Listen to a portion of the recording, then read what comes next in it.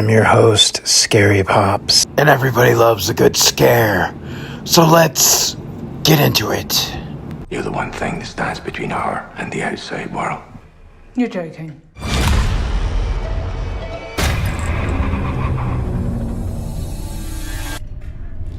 What is that?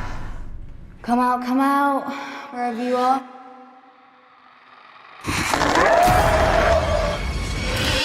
Iris. We shouldn't be here.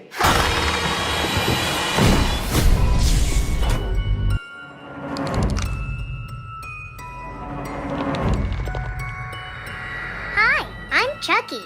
Wanna play? I hate it when my brother Charlie has to go away. My parents constantly try to explain to me how sick he is. I'm lucky to have a brain where all the chemicals flow properly to their destinations, like an undammed river. And when I complain about how bored I am without a little brother to play with, they try to make me feel bad by pointing out that his boredom is likely far surpassing mine, considering his confinement to a dark room in an institution. I always begged for them to give him one last chance. Of course, they did at first, and Charlie has been back home several times, but each time shorter in duration than the last. Every time without fail, it all starts again. The neighborhood cats with gouged out eyes showing up in his toy chest. My dad's razors found dropped on the baby slide in the park across the street. Mom's vitamins replaced by bits of dishwasher tablets. My parents are hesitant now, using last chances.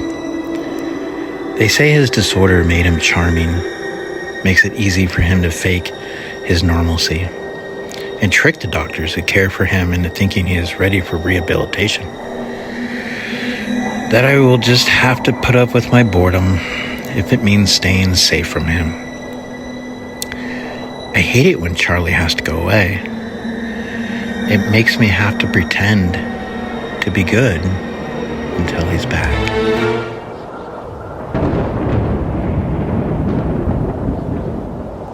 Here's a story about a man named Joe who moved from Georgia to California in the late 1990s. Soon after, his brother followed him to the Golden State and rented an old house built in the 1800s. It looked nice from the outside. It did not feel good from the inside, however, Joe said. According to Joe, everything was off from the moment he helped his brother move into the house. He walked into the house and the hair stood up on the back of his neck. He felt ill, at ease, just like the place wasn't somewhere he wanted to be. Moments later, while carrying items into the bedroom, he said they heard whispering, a heated whispering, like almost an argument between two people that seemed to be hovering the top of the ceiling in the area of the room. Joe ran out of the room and asked his brother if he felt something about the house. His brother had picked up on the vibe, but assured Joe that everything would be all right.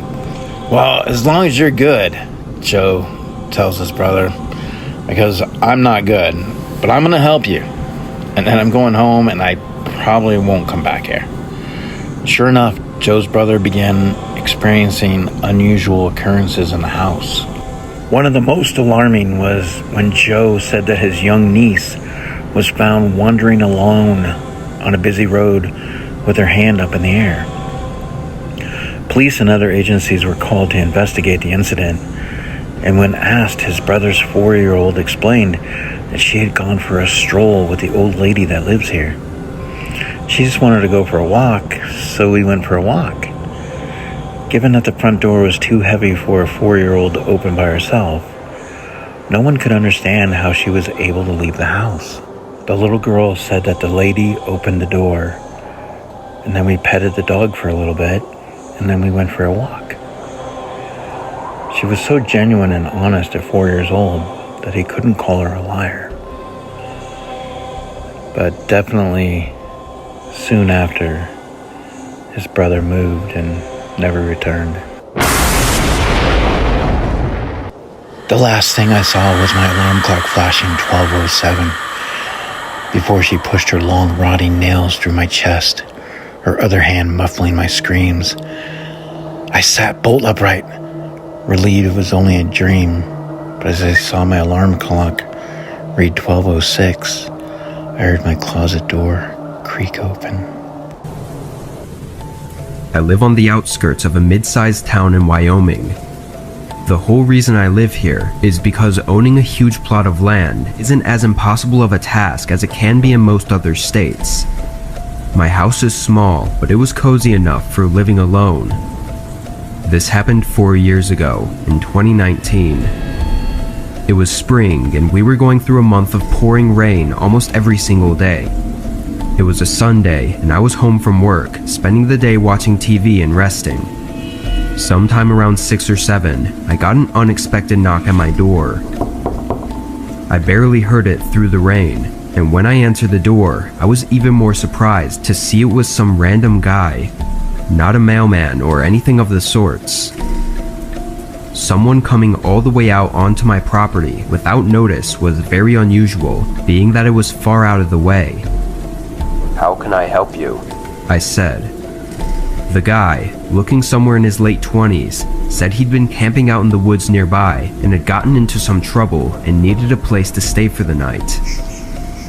With the location of my house, if he wasn't lying, then showing up at my doorstep would make sense because I was the closest place within the woods by at least 5 or 6 miles. It was also pouring out, which made me feel even worse for him, but it still didn't take away from the possible danger of letting a stranger into my home. I offered him a phone call to get a ride into town, but the guy denied my offer. After bluntly saying he couldn't stay here, the guy walked off.